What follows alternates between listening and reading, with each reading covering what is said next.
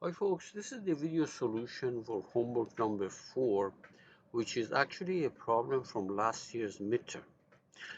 It involves the shrink fit of two parts of different materials, and the breakdown of the marks, if it is to be done this year, this problem, if it was to be given this year, it would have 26 marks, and that's how it's going to be broken down.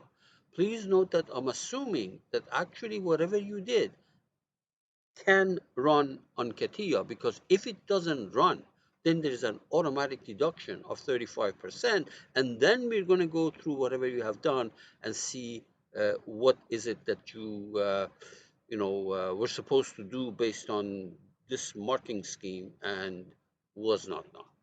The moral of the story is that I after 6 weeks, whatever you do must be runnable on the CATIA, okay, on the finite element aspects of CATIA. The problem is because it has the same solution as last year. So what I've done the first few minutes of this recording, I'm going to attach it to the one from last year's solution, and hopefully you find that useful. Good luck. Okay, this is the video solution for problem number 3 of the midterm given to section 52. As you can see, this is an assembly problem. It's an assembly of two solid parts, okay? An aluminum part and a steel part. When these are shrink fitted, and you're asked to use the most appropriate element. Obviously, the most appropriate element is the solid elements, okay? The tetrahedral elements. And uh, you must have local mesh refinement on at the interface, and you're asked to use as many planes of symmetry as possible. Obviously, if you take that disk and cut it into two pieces, you're going to have the top and the bottom. That's a plane of symmetry. And then you can take a 90-degree sector here, but a very special 90-degree sector. You can take the vertical cut and a horizontal cut. You get a 90-degree sector here, which obviously has these two half circles in it. Or you can take a 90-degree sector like that, which means this circle is going to stay intact as a circle, but then it's going to look like that, like the slice of pizza on the top. Okay, I'm going to do the first one. Most likely, it's most likely that you're going to take a vertical and a horizontal cut. Okay, so that's how I'm going to do that. So let me go ahead and start a product file. So there is my product file. Okay, immediately save it. File, save management, save as. On the desktop, new folder, and I'm going to call it a midterm. It's lab 52, and it's an assembly problem. Assembly. Okay, so everything is going to go there. So we're going to insert the steel part. Let's do the steel part first. Insert a new part in there. Right click properties. I'm going to call this thing steel ring. Steel ring. And steel ring. And let's make it. Double click on it. On this horizontal plane, I will sketch. Remember the 90-degree sector, so we're going to do it like this. Okay, and then I have uh,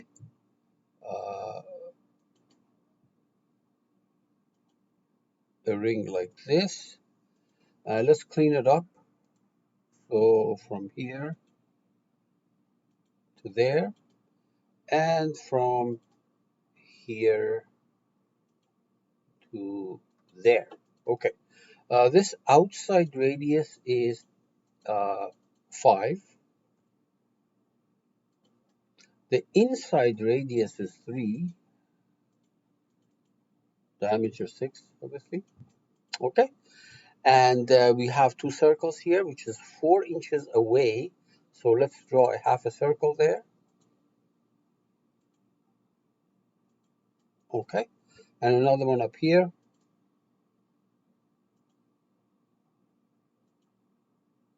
Oh, sorry again. Somewhere down here. We're going to dimension it in just a minute. Okay.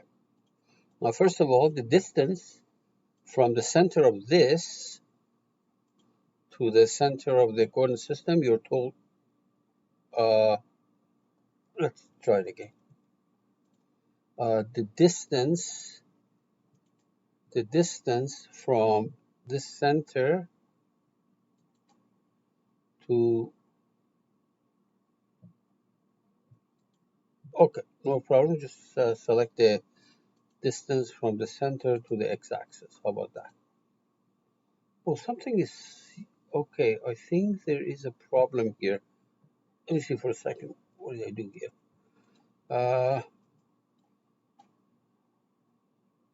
Let's try this one.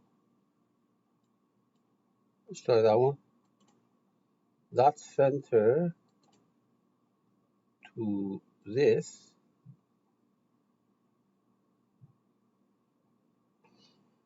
Okay, so it looks to me that there is a constraint here. See this? Is that in the middle by any chance? I didn't intend it to be in the middle. Let's see for a second. No, constraints. Uh,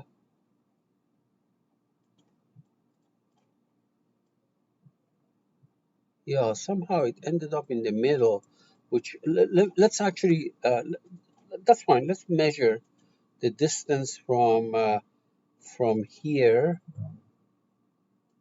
to there. If it's 4, we don't have to dimension it. What does it say? 4. Okay, so when I created that circle, I didn't intend it to be. Somehow it put the center right at the origin. No problem. Okay, that's good. That's good. Don't worry about it. Okay. So let's see now. We have this dimension of that circle. The radius is 0.5. Let me see what the radius is. It says the radius, not there. The radius is 0.25. The radius is 0.25. Okay. So let's go here. This should be radius is 0.25. Okay. And this radius is also 0.25.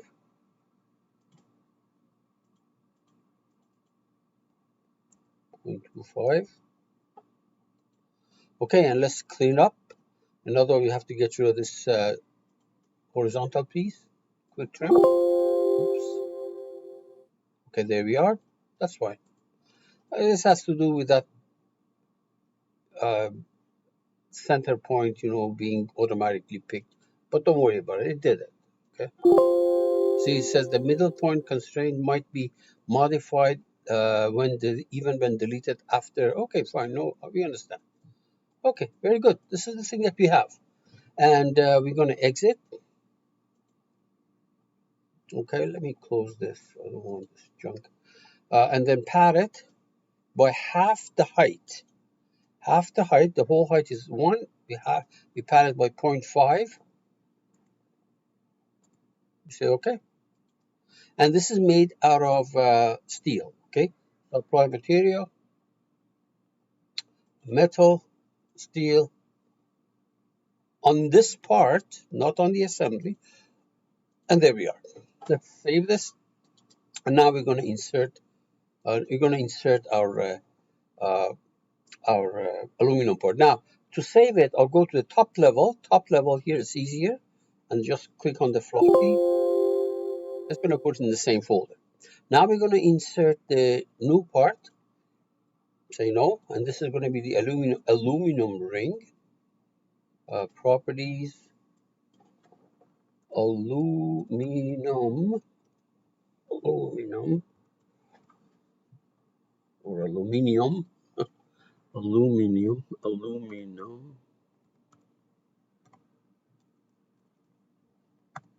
Good. Okay. Now let's make it. Double click. on a convenient plane, on that same horizontal plane. We do exactly the same thing. So we're going to make two rings, one like that, another one like so.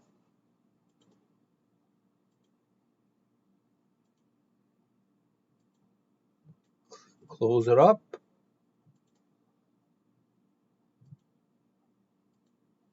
And close this up. Did I close it? Yeah, it looks like it. Okay, now this dimension. This outside one is slightly bigger than this, so it says that it's 3.001. Okay, and if you zoom in, you see that it's a little bit to the right of it. You can see that. Okay, good.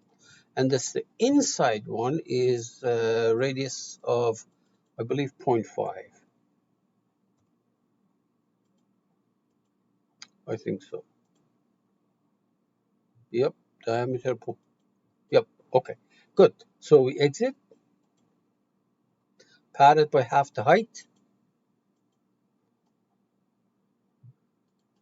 and that is 0.5. 0.5.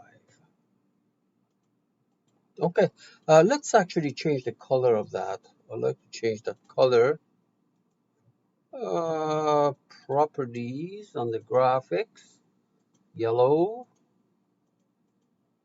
Okay, very good. And we're going to make this thing out of aluminum. So apply material on this part, aluminum, and say OK. And we're going to save everything. Go to the top level, and then floppy.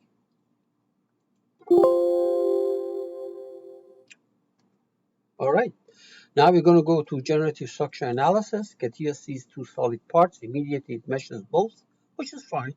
We're going to keep the sizes the same. And let me see, let me change the rendering here, by the way. Okay. You are asked to may have a local mesh refinement about the interface. Okay. So what we're going to do is we're going to go to the second toolbar on the left, this guy. Local mesh size. Remember, it waits for you to pick which one. So let's do the steel ring first, and I'm gonna hide this guy. Select the inside of the steel ring. And it puts something like that, 0.1, fine. I have no problem with it. And then again, this time the aluminum, and it says where. So aluminum part is hiding. So what we want is that part. Again, same size. Let's bring this thing in the front. And it did both of them. It's just that you may not be able to see both, but if I change it to wireframe rendering, you can see that these are it. One on the steel side, the other one on the aluminum side. Excellent. So change the rendering here. Very good. Let's save the analysis file. File, save management. This is the analysis. Save as in the same folder, which is Medium Lab 52. Assembly, default name analysis. You're going to say OK. And let's move on. OK, so first of all, surface slider. This is a plane of symmetry. That's a plane of symmetry. And so is this. This is a plane of symmetry. That's a plane of symmetry. And this is a plane of symmetry. And so are the bottoms. Don't forget the bottoms. OK, very good. Now we have to create a connection between the surface of the surface of the steel and the surface of the aluminum. So for the first component, let me hide the aluminum, surface of the steel. For the second component, let me select the surface of the aluminum on the side. Say OK, let's bring it in the front. OK, so there is that connection that was just created. And we have done problems like this, so you have to do a shrink fit, OK? So pressure fit or shrink fit right there, right there. See that? Right there. Face-to-face connection, you click on it. It says, where is the support? The support is that connection that we just created, which is, you can do it from the G or this white dot here, either one. Either way, it doesn't matter. And the radial interference is 0.001. because remember, the radius of the inside piece is 0.001 bigger than the radius of the outside. So that's what the overlap is. And we say, okay, and we're going to save everything, and we just run it. That is basically your load. There's nothing else. Okay, so let's run it.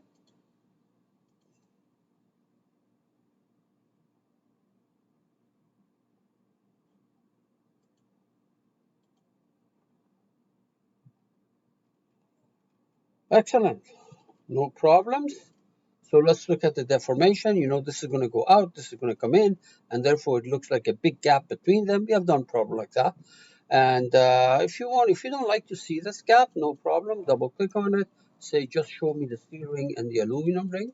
Don't show me all this intermediate stuff, and don't scale up the gap.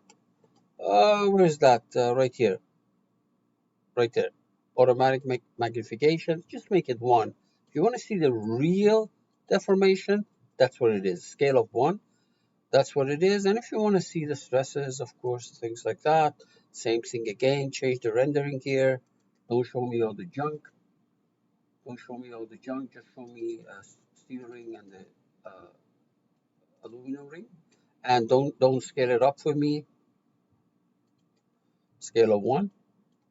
We don't expect you to do these on the test, but you can see that there's a sudden drop in the color, and that's because the materials are different. That is understandable. That's it. So hopefully you did it correctly.